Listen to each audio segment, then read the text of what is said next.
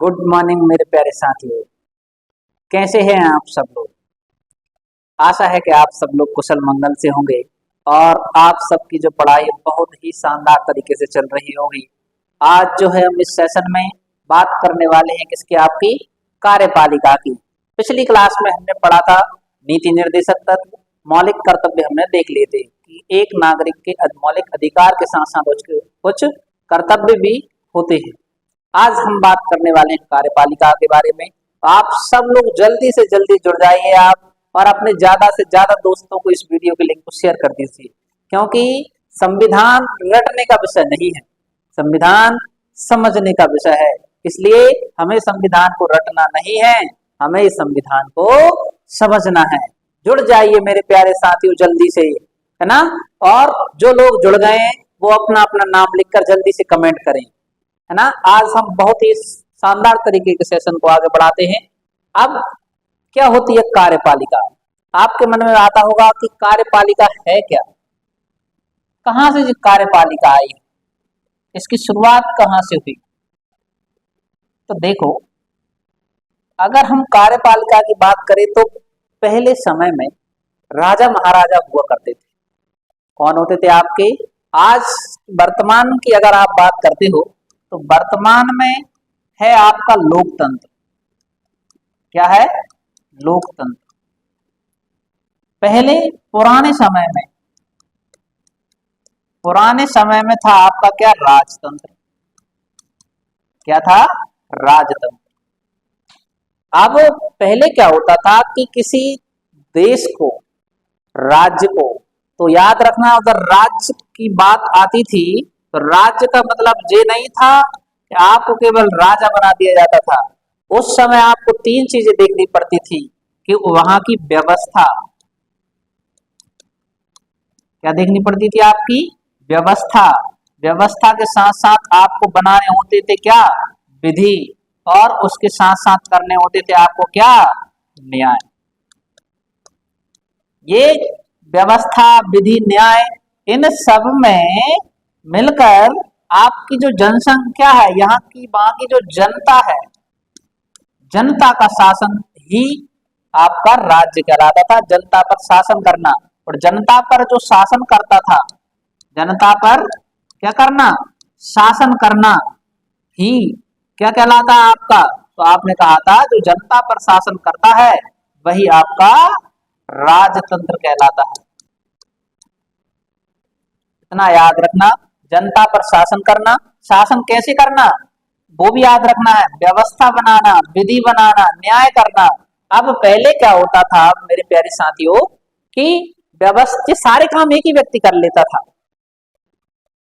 कौन कर लेता था, एक ही व्यक्ति करता था। पुराने समय में राजतंत्र था, यानी ये सब काम एक ही व्यक्ति के द्वारा किए जाते थे। किसके द्वारा, आप कहोगे राजा के द्वारा किए जाते थे सर। राजा ही व्यवस्था देख लेता था, राजा ही कानून बना देता था, और राजा ही न्याय कर देता था। बड़ी मुश्किल विडंबना थी। क्यों, क्योंकि राजा का जो विधान था वो बदलता रहता था, व्यक्ति व्यक्ति के हिसाब से कानून बनता था। किसी को उसने चोरी करने के लिए मृत्यु दंड दे देता था और किसी को छोड़ देता था। भाई अपना वाला है तो छोड़ दिया, बाहर वाला है तो भाई तुम जानो। ऐसा शासन चलता था कहाँ, राजतंत्र के समय। फिर हमारे कुछ जो पूर्वज हुए, कुछ समझदार व्यक्ति आए, उन्होंने कहा ये तो भेदभाव, ऐसे नहीं चलेगा। इसलिए वो आज वर्तमान में लेकर आए हैं आपका क्या, लोकतंत्र। क्या लेकर आए हैं, लोकतंत्र लेकर आए, जहां पर जनता का शासन होगा। शासन करने वाला एक व्यक्ति नहीं होगा, कार्य को अलग अलग व्यक्तियों में बांट दिया जाएगा, जिससे भेदभाव होने की समस्या समाप्त हो जाएगी। इतना समझ में आया। कार्यपालिका मतलब क्या है, आपको काम करना है। कौन कौन से काम करना है, काम करना है आपको, व्यवस्था बनानी है मेरे प्यारे साथियों, विधि बनाना है, और आपको क्या करना है, न्याय भी करना है। ये सब को करने के लिए हमने तैयार की क्या, कार्यपालिका। कार्यपालिका किसी देश पर शासन करने के लिए उसका उपयोग किया जाता है। इतना समझ में आया। अब देखिए, अब हम बात आते हैं हमारे टॉपिक पर कि कार्यपालिका का मतलब समझ में आ गया। राष्ट्र क्या होता है आपका, तो कार्यपालिका मतलब कार्य को करना। अब कार्य को करना, किस प्रकार से आप कार्य को करेंगे, तो आप लिखेंगे संसदीय सरकार की व्यवस्था की गई है। हमारे संविधान में कार्यपालिका के अंतर्गत संसदीय सरकार की व्यवस्था की गई। किसकी व्यवस्था की गई आपकी, तो आप बताओगे कि सर संसदीय सरकार की व्यवस्था की गई है हमारे संविधान में। अब वो संसदीय सरकार में यानी संसदीय सरकार की व्यवस्था में कौन कौन आते हैं, तो वो आपको याद रखना। कार्यपालिका आप इसको ऐसे भी लिख सकते हैं, द एग्जीक्यूटिव,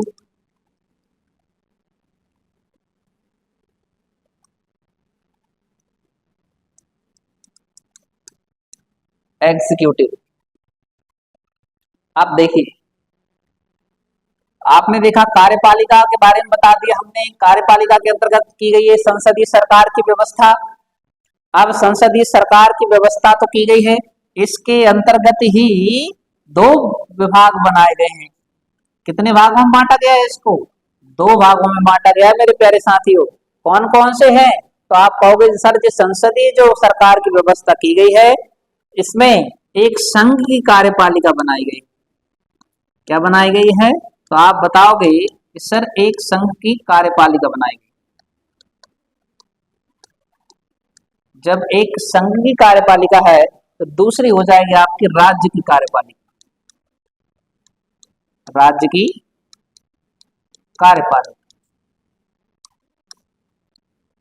क्योंकि राज्य बड़ा है, जो पूरे ओवरऑल डिसीजन लेते हैं वो संघ की कार्यपालिका कहलाएगी।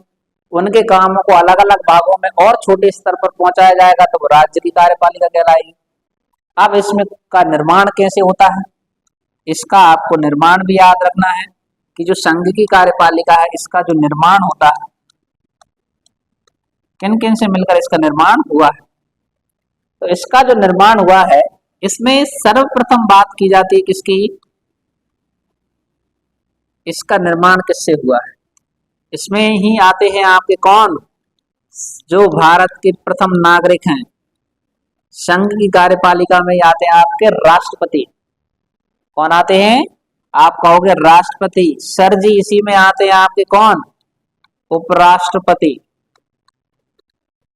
कौन आ जाते हैं आपके, उपराष्ट्रपति आते हैं। इसी में आता है आपका प्रधानमंत्री एवं मंत्री परिषद। इसी में आएगी आपकी क्या, तो आप बताओगे प्रधानमंत्री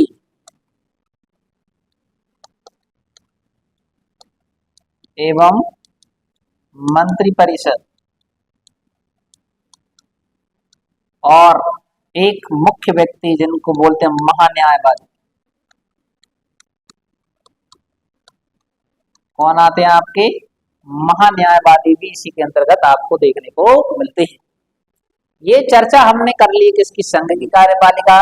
अगर आपसे कोई पूछे कि संघ की कार्यपालिका का निर्माण किस किस से हुआ है, तो बताओ, हाथ ऊपर कर देना। पहले कौन है, आप बताओगे राष्ट्रपति होते हैं।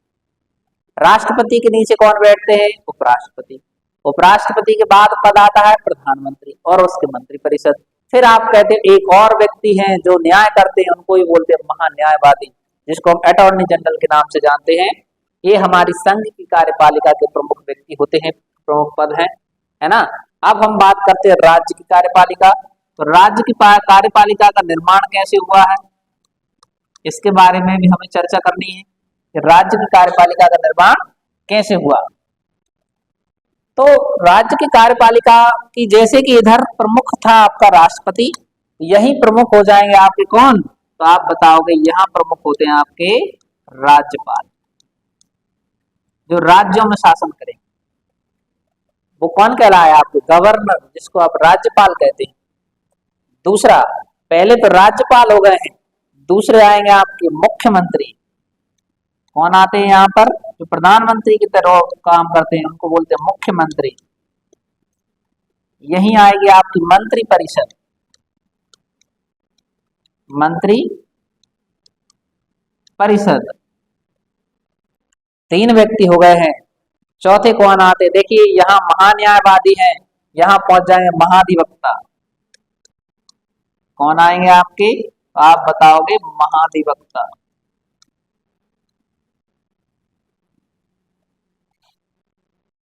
तो जी हमें याद रखना। तो मेरे प्यारे साथियों, आपसे कोई भी पूछ ले आज के बाद, बताओ कार्यपालिका क्या है, तो कार्यपालिका एक देश को चलाने के लिए प्रक्रिया है, उस पर शासन कैसे करना है ये हमें बता दी। इसका वर्णन हमने संविधान में किया है। संविधान में कुछ व्यवस्थाएं की गई है। कार्यपालिका के अंतर्गत संसदीय सरकार की व्यवस्था की गई है। संसदीय सरकार की व्यवस्था को भी दो भागों में बांटा गया है, संघ की कार्यपालिका और राज्य की कार्यपालिका। संघ की कार्यपालिका का निर्माण हुआ है राष्ट्रपति, उपराष्ट्रपति, प्रधानमंत्री, मंत्रिपरिषद और महान्यायवादी से।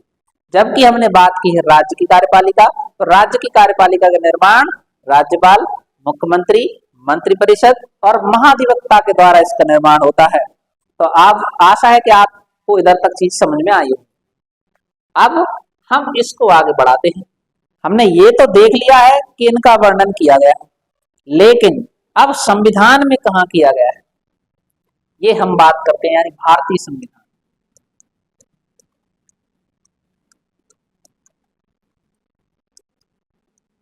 भारतीय संविधान में, भारतीय संविधान केंद्र एवं राज्य दोनों में संसदीय सरकार की व्यवस्था करता है। भारतीय संविधान जो है केंद्र एवं राज्य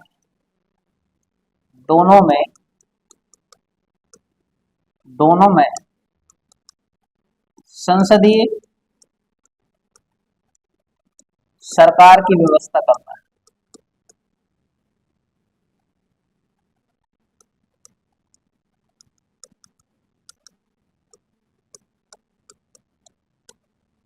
ये आपको याद रखना है, जो भारतीय संविधान है यह केंद्र एवं राज्य दोनों में संसदीय सरकार की व्यवस्था का वर्णन करता है। ठीक है ना। अब हमें ये याद रखना है कहां पर किसका वर्णन किया गया है, तो केंद्र में कहां वर्णन देखने को मिलता है। केंद्र में जो संसदीय सरकार की व्यवस्था की गई है इसका वर्णन हमें मिलता है अनुच्छेद 74 और 75 में। यानी केंद्र में जानकारी कहाँ मिलेगी आपको, तो आप बताओगे कि सर अनुच्छेद हम पढ़ेंगे 74 और 75। आर्टिकल 74 और 75 हमें बताते हैं कि केंद्र में संसदीय सरकार की व्यवस्था की गई, जबकि हम बात करते हैं किसकी, राज्य की। तो राज्य की जो बात की गई आपकी वो कहाँ की गई है, तो आप कहोगे राज्य सरकार की में जो है संसदीय सरकार की व्यवस्था की गई है वो कहाँ की गई है, आर्टिकल जो है आपका 163 और अनुच्छेद 164। अनुच्छेद कौन सा है आपका, 163 और 164 में जो है आपकी संसदीय सरकार की व्यवस्था की गई है। केंद्र में की गई है किसके तहत, अनुच्छेद 74 75 में। राज्य में की गई है अनुच्छेद 163 और 64 में। ये दोनों ही आपको याद रखना है विशेष रूप से। इतना क्लियर है या नहीं, अरे बोलो यस या नो। इतना तो आपको अभी 2 लाइनें हमने पढ़ी समझ में आई होंगी ना। अब देखिए, संसदीय व्यवस्था में कार्यपालिका अपनी नीति एवं कार्यों के लिए विधायिका के प्रति उत्तरदायी होती है। यानी अगर हम बात करें कि संसदीय व्यवस्था में, देखिए किसकी बात चल रही है आपकी, संसदीय व्यवस्था में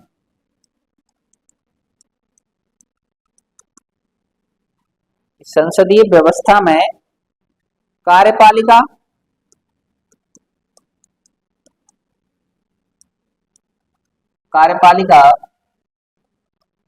अपनी नीतियों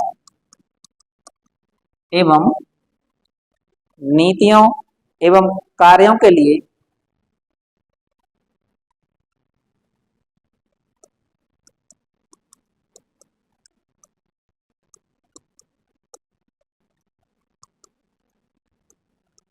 विधायिका के प्रति उत्तरदायी होती। ये हमें याद रखना।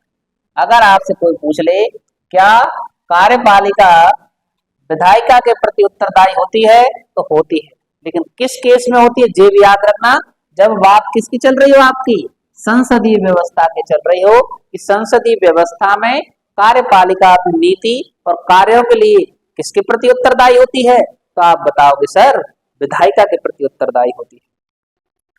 लेकिन परंतु सरकार की राष्ट्रपति शासन व्यवस्था में, लेकिन याद रखना इधर यही हम बात कर रहे हैं किसकी, लेकिन सरकार की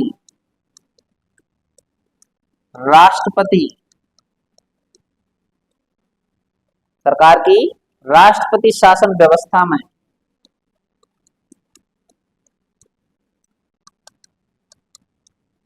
दोनों में अंतर समझ में आ रहा है। जब संसदीय व्यवस्था चल रही तो कार्यपालिका विधायिका के प्रति उत्तरदायी है, लेकिन जब राष्ट्रपति शासन लग जाए, क्या लग जाता है, राष्ट्रपति शासन लग जाता है, ठीक है ना, मैं कार्यपालिका विधायिका के प्रति उत्तरदायी नहीं होती है।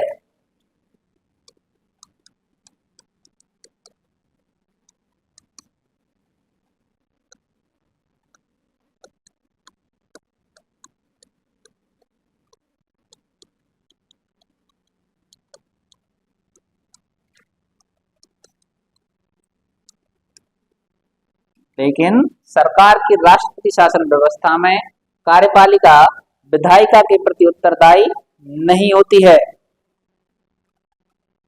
आगे लिखना, एवं संवैधानिक रूप में अपने कार्यकाल के मामले में विधायिका से स्वतंत्र होती है। आगे लिखना, इसी में क्या कहा गया है, एवं संवैधानिक रूप में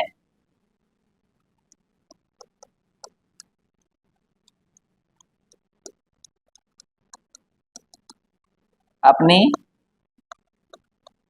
कार्यकाल, संवैधानिक रूप में अपने कार्यकाल के मामले में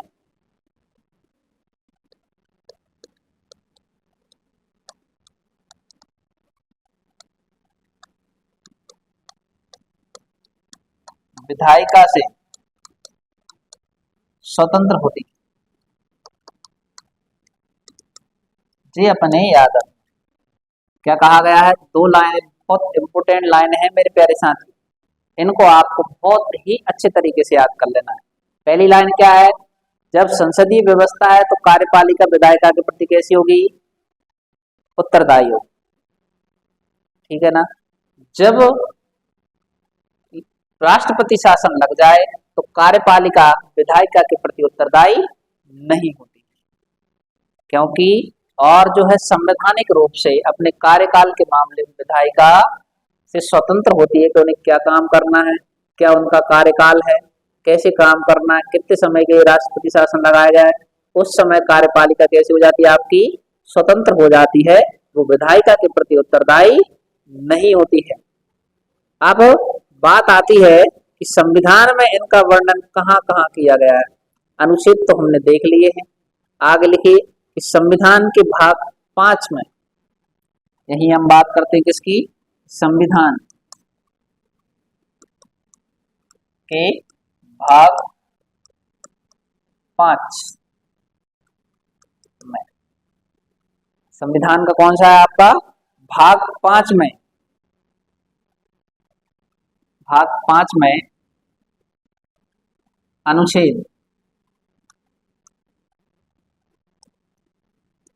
अनुच्छेद देखो कहां से कहां तक बात की गई आपकी।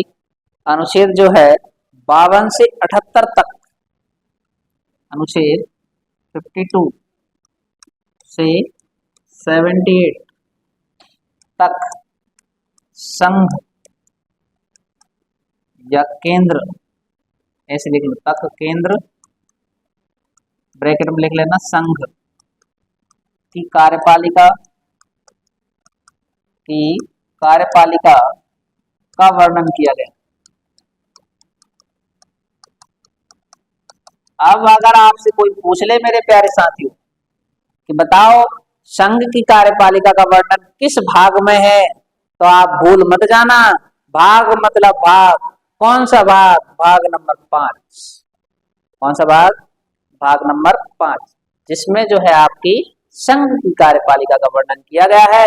आर्टिकल 52, अनुच्छेद 52 से लेकर 78 तक इसका वर्णन देखने को मिलता है।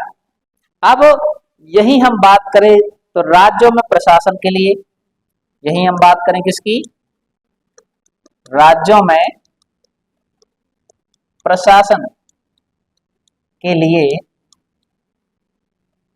राज्यों में प्रशासन के लिए संविधान के भाग 6 में, संविधान के भाग कौन सा आपका? 6 में, वो भाग 5 था जो भाग 6 है। भाग 6 में अनुच्छेद 153 से 167 तक में, कहां से आप बताओगे? अनुच्छेद 153 से 167 तक राज्य की कार्यपालिका का वर्णन किया गया है। किसका मिलता है? तक राज्य की कार्यपालिका का वर्णन मिलता है।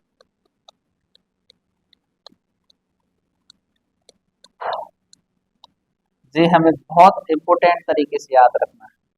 दोनों में आपको भाग भी याद रखना है, अनुच्छेद कहां से कहां तक इनका वर्णन किया गया है ये भी हमें विशेष रूप से याद रखना है ना। अब हम बात करते हैं संघ की कार्यपालिका का निर्माण किनसे मिलकर होता है, तो आप बताओगे। यही हम बात करते हैं, अभी लिखवाया भी गया था आपको। आप बताओगे संघ की कार्यपालिका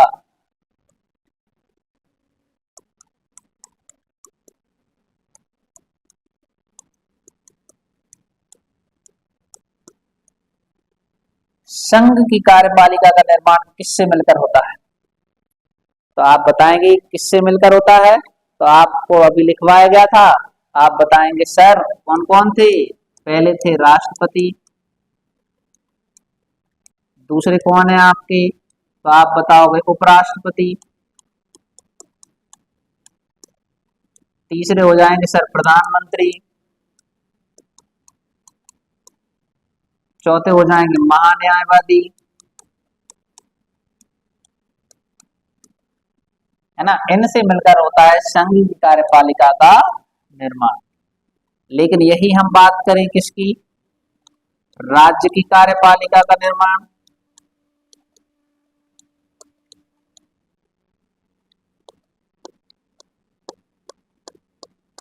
राज्य की कार्यपालिका का निर्माण, तो राज्य की कार्यपालिका का निर्माण किससे हुआ है, तो आप बताओगे। सबसे पहले आपको लिखवाया था क्या? राज्यपाल। दूसरा आएगा आपका कौन? तो मुख्यमंत्री। तीसरा मंत्रिपरिषद।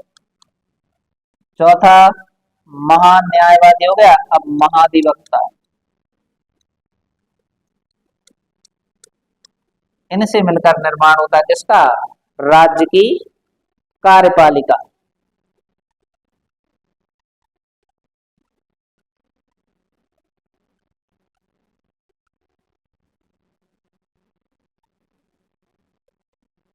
देख लिया।